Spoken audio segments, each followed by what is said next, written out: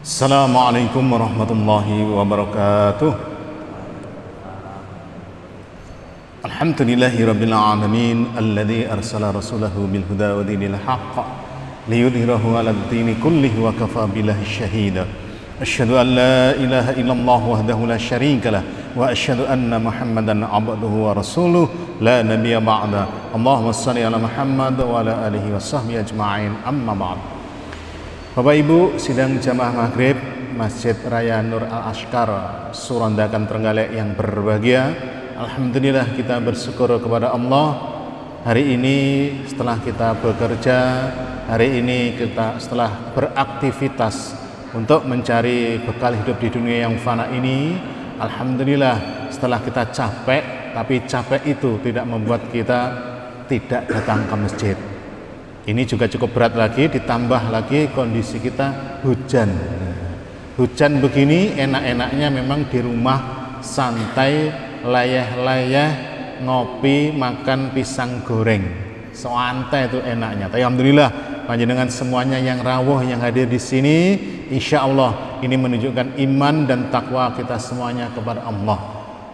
Mudah-mudahan ini istiqomah terus kita laksanakan sampai akhir kehidupan kita. Kemudian sebagaimana biasa setiap hari Jumat maghrib sampai isya di masjid ini kita sering tawasul bil haq, tawasul sabar.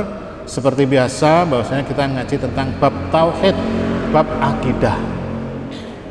Subtemanya kemarin ini pertemuan yang kedua tentang dukun, sihir, karomah dan sejenisnya. Pertemuan kemarin yang pertama titik beratnya adalah tentang dukun dan ciri-cirinya. Ada 20 ciri dukun yang harus kita ketahui.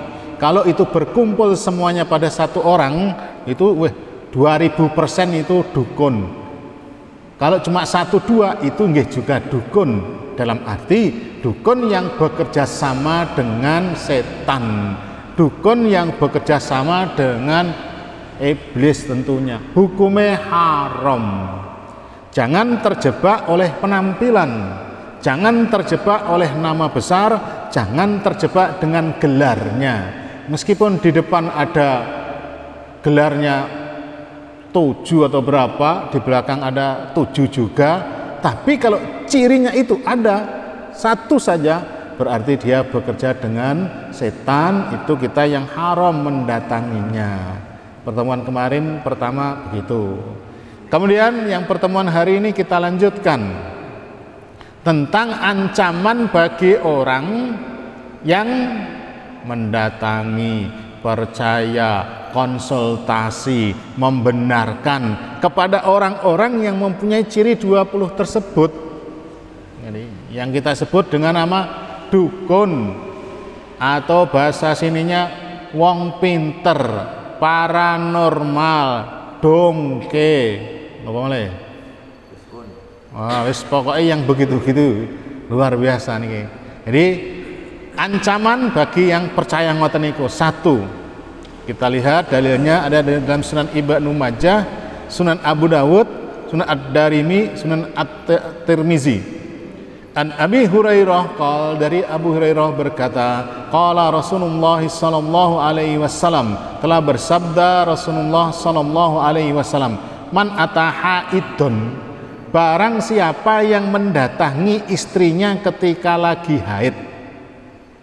Mendatangi dalam arti nun sewu nggih, berhubungan, bukan marani kon nyawa, tidak, ini berhubungan nggih. Au imra'ata fi duburiha, atau mendatangi istrinya nuwun sewu niki pada duburnya, yang disebut dengan anal seks niki. Au kahinan, atau dukun, wong pinter, paranormal, dongke dan yang sejenisnya, mungkin tiap daerah berbeda. Ini yang kita ketahui. Fasaddaqahu bima yaqul, kemudian dia membenarkan apa yang diucapkannya, apa yang diomongkannya, apa yang diwejangkannya, nasihat-nasihate. Kita benarkan, kita yakini. Buktinya apa? Kita melakukan apa yang diucapkan oleh dukun itu. Misalkan nuwun sewu, kalau kita datang ke dukun, kemudian kita konsultasi, wow kowe iki ngene-ngene iki syaratnya sampean kudu mbeleh pitik wale, harus menyembelih ayam hitam mulus, harus menabur kembang 7 rupa di depan rumah dan sebagainya. Kita lakukan itu, kita berarti mempercayai apa nih? Faqad kafara bima unzila ala Muhammadin, maka sungguh dia telah kafir terhadap apa yang diturunkan kepada Nabi Muhammad sallallahu alaihi wasallam. Apa yang diturunkan Rasulullah kepada Rasulullah yaitu Al-Qur'an. Kita tidak berarti mengingkari Al-Qur'an niku sampai teko mempercayainya. Nah, niki hati-hati niki. Jadi intinya saya ulang, kalau kita nulis barang siapa nun sewu mendatangi istrinya ketika haid, menyetubuhi istrinya dalam diduburnya, atau mendatangi dukun dan membenarkannya. Bentuk membenarkannya ini kita melakukan apa yang dikatakan oleh dukun itu membenarkannya. Itu kita berarti telah kafir terhadap apa yang diturunkan kepada Nabi Muhammad sallallahu alaihi wasallam. Kemudian dalam hadis yang lain dalam Musnad Imam Ahmad an Abi Hurairah wal Hasanan anin Nabi sallallahu alaihi wasallam qala, dari Abu Hurairah dan Hasan dari Nabi sallallahu alaihi wasallam qala, telah bersabda, man ataka kahinan, barang siapa yang datangi dukun, au arrafan, arraf itu tukang ramal, ya kurang lebih sama. Nah, cuma ngeramal ini kadang tidak pakai kembang dan sebagainya, meramal saja. Nah, niku kurang lebih sama. Fasaddaqahu bima yaqul, dan kemudian dia membenarkan apa yang dikatakan oleh dukun itu, oleh tukang ramal niku, faqad kafara bima unzila ala Muhammadin sallallahu alaihi wasallam, maka dia telah kafir kepada apa yang diturunkan kepada Nabi Muhammad sallallahu alaihi wasallam. Berat niki resikonya. Yang terjadi kebanyakan umumnya niku orang aku bukan datang ke dukun, bukan. Kami datang kepada kiai, kami datang kepada ustadz. Apa buktinya? Loh, dia punya pondok, dia ngisi kajian. Wah, ini kan bingung gitu. Lek dukun kan biasanya kan klambine ireng berbaju hitam. Tidak. Itu dukun zaman bahla, zaman dulu, zaman sekarang. Oh, dukunnya ngalah-ngalahkan penampilannya, ustadz kalah tampilannya dengan dukun. Sing repot niki nun sewu, tapi tidak semua ustadz ya dukun, dukun ya ustadz nyambi dukun, dukun nyambi ustadz. Nah ini sing bingung. Pokoknya ciri yang 20 kemarin kita tahu ada satu saja, sudah tidak boleh kita datang. Ya permasalahannya ciri-ciri ini ya harus kita ketahui, bila tidak kita pasti terjebak, tertipu. Sekali lagi, banyak yang bukan dukun, itu kiai, bukan itu ustadz.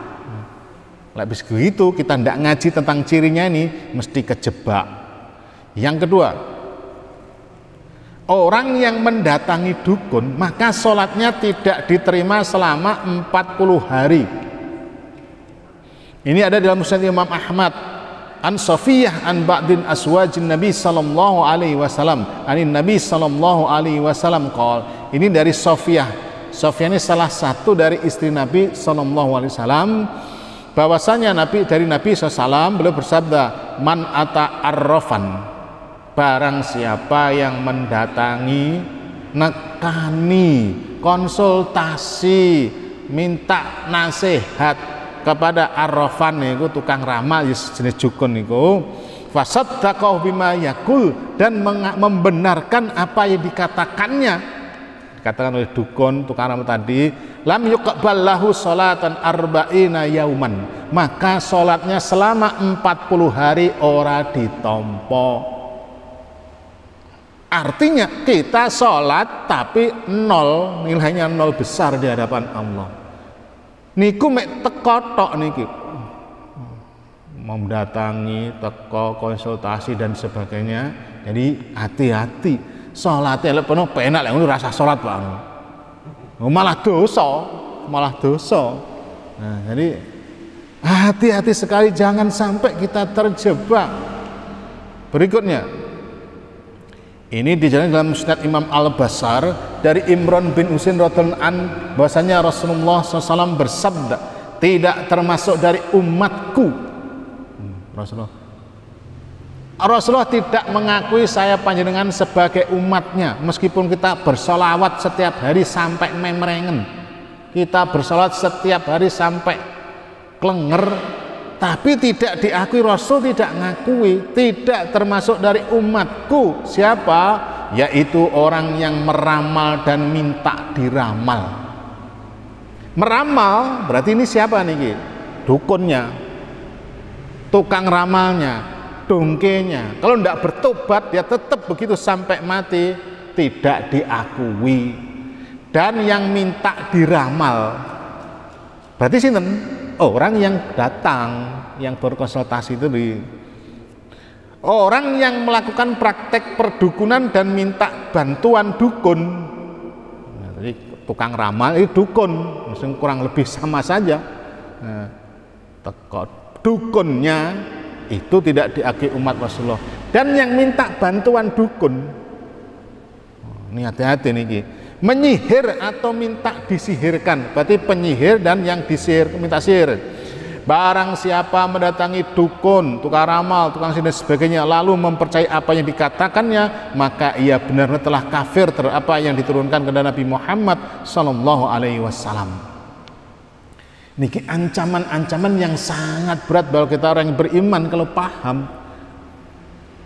Sekali lagi, kebanyakan umumnya masyarakat niku nuwun sewu terjebak oleh penampilannya, terjebak oleh gelarnya wis kiai, terjebak dia punya pondok, tapi tidak semua, tidak semuanya.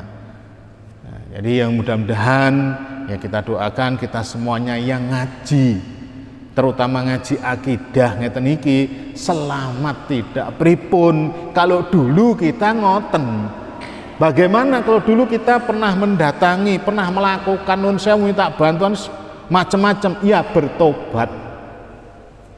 Bentuk bertobatnya pripun? Kalau misalkan kita pernah mendatangi dukun, minta rumah kita karena ada yang ganggu, kemudian rumah kita dikasih tulisan raja, taruh di depan pintu, ada yang ditanam di tengah rumah, di pojok-pojok rumah ada. Nah, kita bertobat, kalau itu ada yang masih ketok-ketok kelihatan di pintu-pintu itu, diambil, diobong, dibakar. Kalau tidak berani, bawa ke sini, kita bakar nih. Jangan dibuang, mek diturun nih, disimpan. Nah, padha ae niku. Harus dibakar, apapun bentuknya. Kalau dia bisa terbakar, misalkan kertas, kain, kayu, alhamdulillah terbakar. Pripun kalau misalkan dia berupa batu, besi, yang tidak bisa terbakar, enggak apa-apa, enggak tapi dibakar dulu. Baru 2 minggu yang lalu saya nangani itu di Gandusari niku, 4 tahun sakit niku, 4 tahun sakit sampai kemana-mana, katanya negatif, dites alat-alat kedokteran negatif niku, tapi sakit dia. Saya yang merasakan sakit, tapi alat semua tuh negatif. Lebih pun ngoten. Akhirnya yang ngaku saya ruqyah sebagainya. Setelah beberapa kali dia ngaku, suaminya macam-macam, sing ning omah diperhati, dipendem di dalam rumah, di depan rumah, di pojok-pojok rumah, macam-macam itu saya bakar itu. Alhamdulillah kemarin saya ke sana sehat, alhamdulillah, orang loron neh, dengan izin Allah tentunya. Nah, ngoten niku terjebak sampai dia nun sewu terakhir datang ke Bandung Campur, rodok ndak kene karena seluruh keluarganya itu dimintai darahnya oleh dukunnya itu. Padahal kiai itu iki mboten dukun Pak, kiai. Tapi dia akhirnya ragu loh. Kok minta darah bapak, darah ibu, darah anak-anak dimintai kabeh. Coba damel nopo niku darah niku. Nah itu syarat dari setan nggih ngoten niku. Tidak jadi ketemu saya, tidak jadi akhirnya. Alhamdulillah sudah sehat. Nah, jadi seperti itu. Kenapa? Tidak paham, tidak ngerti, apalagi orang ngaji. Itu tadi karena terjebak antara dukun, kiai, ustadz sing bener sama sing bekerja sama dengan setan. Nah, niki tidak diketahui. Sekali lagi kita bersyukur kepada Allah karena kita telah mengetahuinya, kita telah belajar ilmunya, mudah diselamatkan oleh Allah. Berikutnya, larangan duduk dengan dukun. Wah niki, kalau kita tahu orang itu nun sewu ciri-cirinya 20 itu ada, apalagi memang dia pasang plang yang depan rumahnya, bla bla bla, tulisan pokoknya ini ada apa konsultasi gini. Itu non sewu kita duduk tanpa ada keperluan urusannya, itu dilarang, niku tidak boleh. Tapi duduk dan ngeling mbah pak jenengan ki bla bla bla tobat to, nah itu malah diperintahkan. Biasanya kenapa kita dilarang duduk dengan orang begitu? Bahaya nanti kita tanpa terasa ke bawah arus akhirnya membenarkan dia tanpa sengaja. Ini larangannya ada dalam Musnad Imam Ahmad dari Ali, dia berkata, Nabi SAW bersabda kepadaku, wahai Ali, janganlah duduk-duduk dengan para ahli nujum. Ya sing dukun, tukang ramal, dongkel. Memang kita tahu nggih. Pekerjaannya memang begitu. Tapi lah kita tidak tahu, misalnya saya pas dolan ngono main-main ngobrol, ternyata dongkel tahu lagi, saya tidak mau. Kalau tidak ada ngasih informasi apa, tidak apa, duduk ngobrol ngalor ngidul, wah itu bahaya, itu ada larangannya kalau kita tahu. Berikutnya niki, cara-cara tukang sihir, dukun dan sebagainya mendapatkan pertolongan dari setan iku pripun caranya nih, tapi jangan ditiru nggih. Ini secara garis besar yang detail tidak saya sampaikan, nanti ditiru bahaya nanti. Terutama cah nom penasaran. Kenapa? Keumumannya anak muda tuh ngoten, nun sewu. Kasus beberapa tahun yang lalu, bar nonton film Jai Langkung.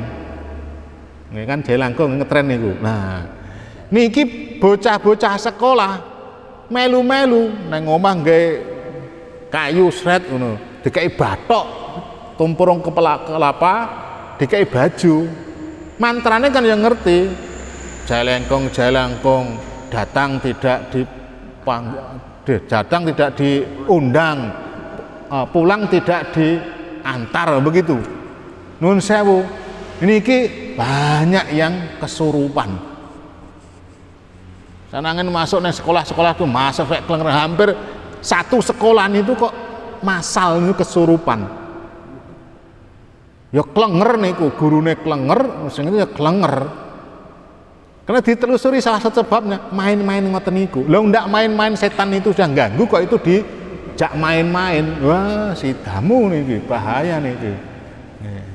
Itu waktu saya masih di Kalimantan niku. Wah, satu sekolahan itu hampir semuanya. Kasusnya bodoh itu. Bar kan film Jai Langkung niku menyebar melu-melu jajal gitu loh. Tidak kuat ya sudah kena. Ini bagaimana tukang sihir, dukun yang bekerja sama dengan setan itu mendapatkan bantuan dari setan niku, dari jinnya niku. Ini ada beberapa cara. Yang pertama, thariqatul iqsam, yaitu bersumpah atas nama setan atau jin. Bagaimana bentuk bersumpahnya? Misalkan kalau dia mendapat bantuan, nanti selain bersumpah nanti ada nun sewu sambil beleh apa sesuatu binatang dan sebagainya, bersumpah demi Nyi Roro Kidul, demi sing bau reksa kucur, demi begitu, menyebut-nyebut begitu. Nah, niku bersumpah. Kenapa? Sumpah itu hanya kepada Allah. Wallahi, tallahi, billahi. Tapi kalau sudah demi Nyi Roro Kidul, demi danyangane Ngantru, danyangane Sumber Gedong. Sudah syirik dengan begitu. Begitu setannya dikasih sumpah begitu dia merasa gede. Wah, nih wong iku saja bisa dijadikan bolo. Akhirnya dia datang. Apalagi sebelumnya memang sudah ada. Ingat nun sewu. Setan iblis niku nun sewu. Tidak ada, kalau bahasa Inggrisnya tidak ada makan siang yang gratis, ya mesti ada kompensasinya. Setan itu membantu kita, apa bantu kita itu sangat mengerikan. Jadi cara pertama dukun itu meminta mendapat pertolongan adalah dengan cara tariqatul iqsam, yaitu bersumpah atas nama setan atau jin, atau bentuknya itu dipanggil-panggil. Kan nun sewu kadang jinnya itu nggak duwe nama, punya nama. Ada jin nun sewu, jin Jawa nih jenenge Paimin. Aneh nih. Ya macam-macam menyesuaikan daerahnya. Kalau dia wong Jawa, jinnya ya Jawa, ngomongnya Jawa. Nanti kalau nun sewu neng Bugis, Sulawesi, pas neng Kalimantan itu jinnya jin Bugis. Kita bingung loh, apa bahasanya? Kita pakai penerjemah. Dijak ngomong bahasa Indonesia ra iso, berarti iki jine jin kuno niki, jin totok nah begitu. Terus ternyata jinnya jin Bugis.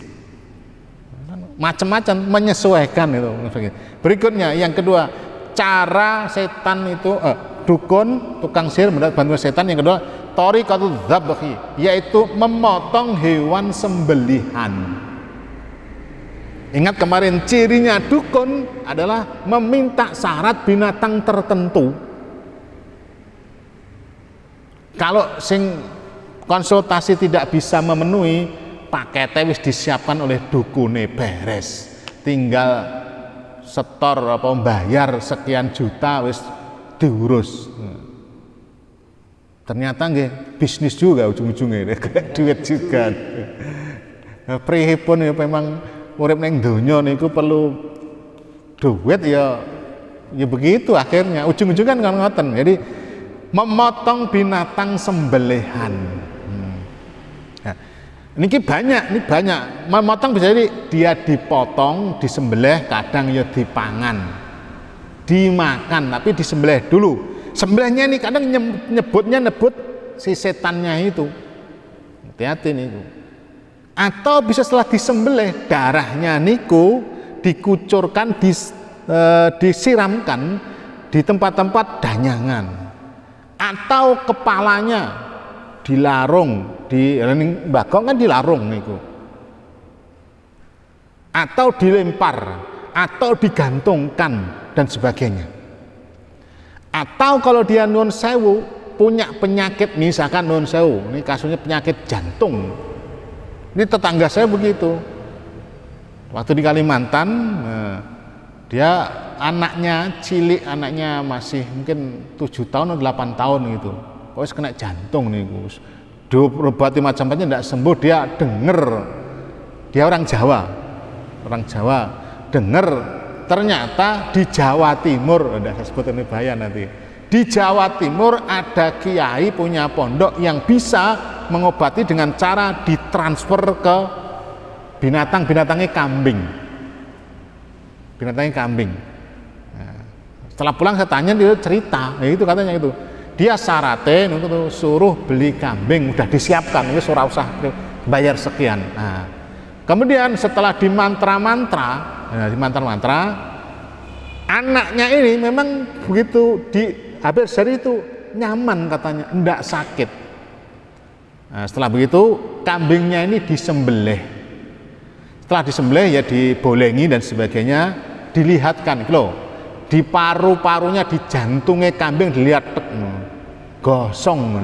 Niki sudah saya pindahkan neng kambing niki. Penyakitnya jantungnya anak sampai neng ini. Ternyata setelah berapa bulan kambuh neh. Itu pripun cara kerjanya niku, cara kerjanya nih.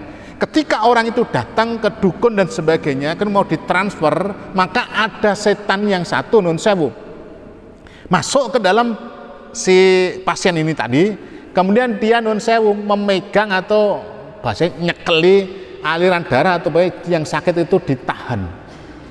Sementara nanti ada setan yang lain meremas jantungnya, kalau jantung binatang itu. Jadi ketok itu ya hancur jantungnya. Panggah diapusi setan tuh ngoten niku. Napa wonten sejarah Rasul mentransfer penyakit neng binatang. Kok mesakne men binatang niku kok dikei penyakit.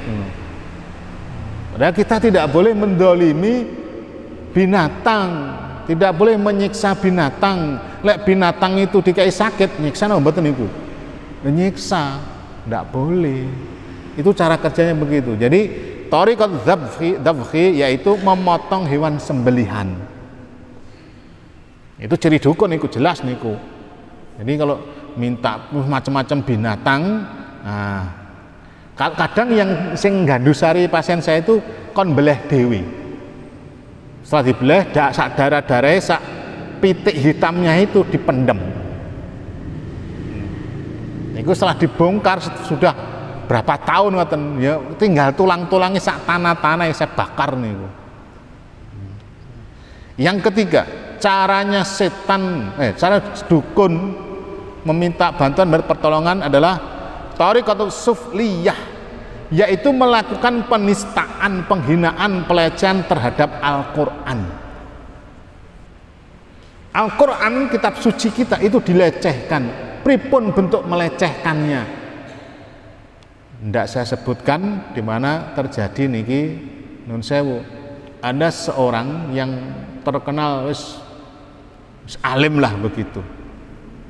Alim dan dia kemana-mana pinter ngobati uang.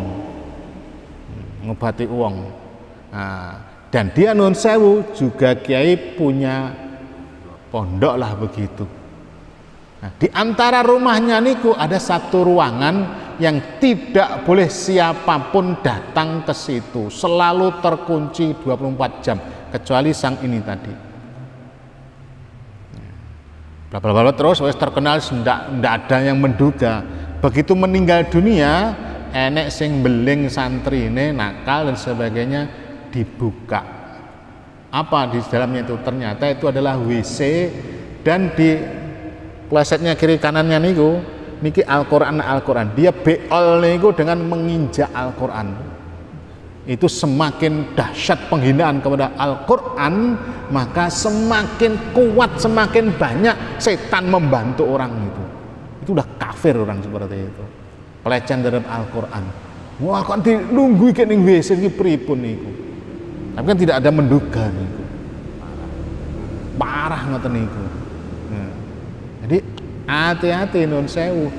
Pripun bentuk nanti bentuknya ini adalah nun sewu dengan menulis merajah tubuhnya dengan darah haid.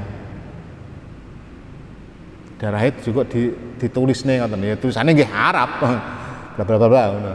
Wah, ini jan betul-betul. Ya itu setan ki nggih ngoten niku. Setan tuh pripun carane kita tuh mlebu neraka. Sudah jelas kan iblis itu kan begitu, pengen mengajak kita semuanya banyak-banyak semua iso kabeh seluruh manusia itu masuk neraka, ngancani iblis, ngancani setan.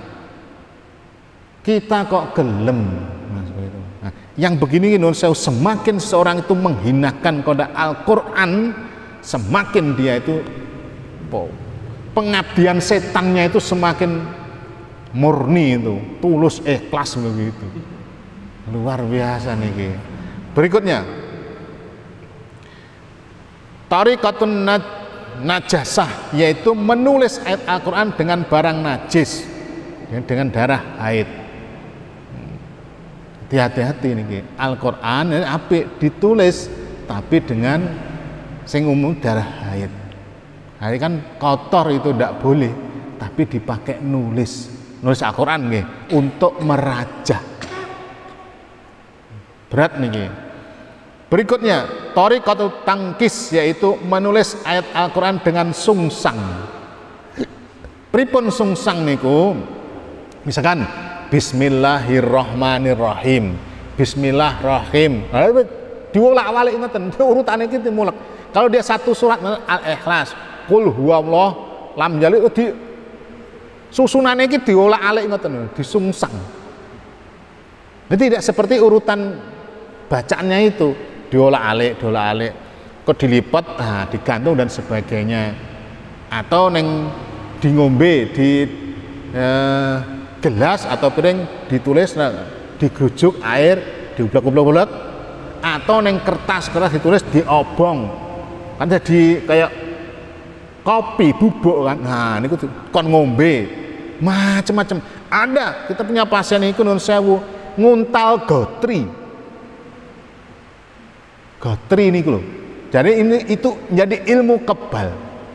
Gotri setelah 17 tahun diruqyah muntah keluar niku gotri ini. Pripun ngoten niku? Ya kita ndak tahu. Ini sing cerita ya pasiennya niku. Kok ora karatan ning jero kayak tetanus ngoten niku. Pripun ngoten niku?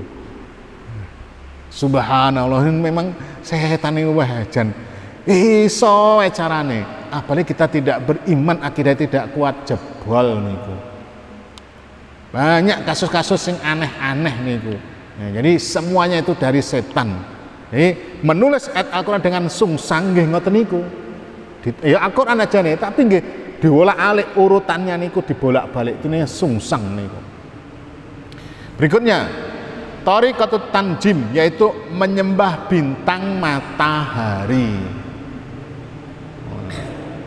Napa menyembah bintang atau matahari niku lek dukun Indonesia ki sajae kok belum dijumpai, saya belum jumpai lek menyembah matahari, menyembah bintang dan sebagainya. Namun ada bentuk-bentuk lain. Bentuk lain kita menyembah matahari, bentuk lain kita menyembah bintang, bulan niku nopo? Dijelaskan, ini belum kita bahas nih. Dalam Sahih Al-Bukhari, Sahih Muslim bahwasanya langsung sejujuk nanti kita bahas detail. Ini sebenarnya kalau kita berkeyakinan hujan itu turun karena bintang ini, bintang itu, berarti kita beriman kepada bintang-bintang dan kafir kepada Allah. Tapi kalau hujan yang sarang turun karena Allah, berarti kita beriman kepada Allah dan kafir kepada bintang-bintang. Jadi bentuknya kita menyembah bintang itu berkeyakinan udan karena tiban, udan karena pawang ini atau ditolak. Nah, itu bentuk kita menyembah bulan matahari. Nuwun sewu.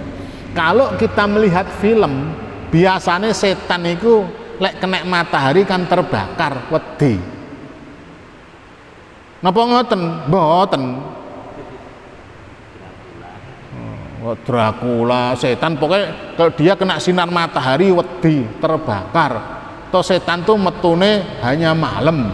Ya memang ada dalam Sahih Muslim, kalau sudah maghrib tahanlah anak-anakmu jangan sampai keluyuran waktu menjelang maghrib. Kenapa? Pada saat itu setan bergentayangan. Jadi memang kalau saya dulu kalau maghrib niku menjelang maghrib mesti dioprak-oprak kon ngaji neng masjid. Seorang kita pokoknya neng musola ngaji sholat sampai isya baru kondur. Banyak konco-konco banyak niku. Tidur di masjid niku biasa. Cah saiki kok ora enek nggih maghrib ning masjid dioprak-oprak kon ngaji iki kok ora enek. Turu ning masjid iki kok malah dilarang. Ya di tempat khusus kenapa? Makmur dulu itu. Saya betul turun ning masjid ngono. Biasa ngono iki. Dolan kewengen turune ning masjid. Jadi nang ndi ora enek ning masjid atau musala ning langgar aman. Lah cah iki turune ning pundi? Ning kafe. Ning langgar itu insyaallah mesti salat ngaji. Meskipun ndablek-ndablek panggah sik kenal agama. Kita dulu, saya dulu. Cah saya kan jarang. Saya dimotivasi nek masjid nek bocah nom-nom kon turun ning masjid ngono. Malah dilarang tidur di masjid. Nggih. Ya, pun itu gampang. Kajiannya bab khusus nanti. Berikutnya dua lagi Thariqatul kaffi, yaitu melihat melalui telapak tangan. Didelok tangan, oh kowe iki sakjane lek dodolan kudu ora iku aja sing padet-padet, kudu sing cair. Ngopo sing cair? Ya dodol bensin, es, sirup. Nah, ini cair. Aja sego pecel, aja ndak payu ngono. Didelok kok raja tangan. Oh, kowe iki ngene iki omahmu. Nah, dilihat dari tangannya. Ini namanya thariqatul kaffi. Melihat dengan melalui telapak tangan. Tapi kalau nun sewu ada dalam medis, misalkan saya nggih belajar nih ilmu sign of hand. Melihat tanda-tanda penyakit yang muncul di telapak tangan itu ada ilmunya. Ini perhatikan kalau nun sewu di 3 nih 1 2 3 telunjuk tengah jari manis nih, kalau di ujungnya ini memerah itu tandanya kolesterol darah tinggi itu. Itu ada ilmunya, itu berbeda. Ujung nih gitu. Nah, ini ada ilmunya nih. Ya, nanti nggak tahu kapan-kapan kita sampaikan nanti. Tapi bukan di bab tauhid nih sayangnya nih. Ya enggak apa-apa. Nah, berikutnya. Thariqatul asar, yaitu memanfaatkan barang bekas pakai. Nah, kemarin ciri dukun adalah dia meminta nun sewu baju bekas, celana dalam bekas, kacamata ini bekas. Makanya nun sewu kadang dijemur hilang. Kan banyak nih kasus beberapa tahun yang lalu, lupa saya neng Kediri ngono. Sing ngoten sing jeroan-jeroan iki jemur padha ilang. Tinggi apa niku? Ya tinggi setan-setan ngoten niku. Kaitane nun sewu lek biasane nggih jeroan niku biasane nun sewu biasane itu nggih mahabbah. Pelet, cinta ditolak, Gus bla bla bla bertindak. Nah, bertindaknya itu diantaranya lewat pakaian dalam itu, pakai foto. Nah, kemarin kan minta foto. Kenapa? Disewuk foto niku. Nah, niku ciri-ciri dukun. Nah, jadi salah satu nih thariqatul asar yaitu memanfaatkan barang bekas pakai. Kenapa? Kok lek anyar ora iso? Jaluke mesti sing wis diengge, syukur-syukur sing orang dicuci. Iku bagi setan itu bisa mendeteksi, oh iki kae-kae ning kono roh lek setan iki. Oh iki ambune pakur iki wis ngerti. Lek iki ambune kae ditelusuri, setan bisa mengetahui dari itu bekasnya itu. Jadi ini adalah cara-cara tukang sihir, dukun, dongke dan sebagainya mendapatkan bantuan dari setan. Yang intinya tuh mesti sing aneh-aneh, sing tidak sesuai dengan tuntunan. Jadi kita harus hati-hati betul, jangan sampai kita terkena mengikuti datang membenarkan kepada dukun. Loh, pun habis waktunya. Ini yang belum macam-macam sihir. Apa saja bentuk ini nggih kathah nanti. Insya Allah mungkin pertemuan berikutnya masih bab dukun, sihir, belum ini karomah juga belum. Nanti juga ada karomah. Ini ada karomah itu apa? Nanti apa perbedaan antara karomah dengan sihir nih? Nanti ada perbedaannya. Jadi 2 poin yang paling pokok nun sewu, yang kemarin itu tanda-tandanya dukun yang bekerja sama dengan setan yang kita haram untuk mendatanginya. Yang hari ini kita tekankan bahasanya hukuman bagi orang yang mendatangi dukun dan bagaimana cara dukun itu mendapatkan bantuan dari setan. Taib, ada pertanyaan? Waktunya Andres, monggo. Nggih, Mas Jari. Kan sekarang itu kan modern ya. Kadang nggak perlu datang ke dukun terus buka majalah, di situ ada lihat dan lain sebagainya. Mungkin sami mawon. Ya, sekarang dukun itu enggak juga ikut canggih. Cukup ketik ketik nama bla dikirim, panjenengan lungguh mawon, wis diberes, tinggal kok dikirim kono. Ndak perlu poso, ndak perlu wirid, wis instan. Cukup mahare 3 juta. Di Plekoto niku. Nah, termasuk nun sewu. Kalau sihir, ini perbedaan antara karomah dan sihir. Kalau sihir niku bisa melakukan dengan jarak jauh. Misalkan memang ketik rek iku wonge ning Jakarta, ning Surabaya, ning Bandung. Paling cedek ning Tulungagung, wonten niku. Nah, niku berarti 100% niku adalah setan sihir haram. Mereka pun juga ada yang bermain lewat nun sewu, sejenis kartu. Niki sing platinum, niki gold, niki sing biasa. Dikasih kartu. Nanti kita di bab ini juga nanti akan ketemu tentang bagaimana gendam. Kopripun fenomena kita melihat nun sewu, sulap. Nanti sulap itu ada dua, yang hanya kecepatan tangan, tapi ada juga yang memang itu bantuan dari setan. Nah, nanti insya Allah kita ngaji ke arah sana. Jadi sekarang pun dukun itu nggih pinter, canggih, mengikuti perkembangan zaman. Wes ora perlu menyan-menyanan, wis cukup trans beres gitu. Cukup kita di rumah siap kirim maharnya. Wis ndak usah poso, ndak usah macem-macem. Setan nggih pinter nggih ngoten niku. Ujung-ujunge pun to ngapusi, menipu. Menipu niku. Pembualan itu bahasanya. Yang lain tidak ada.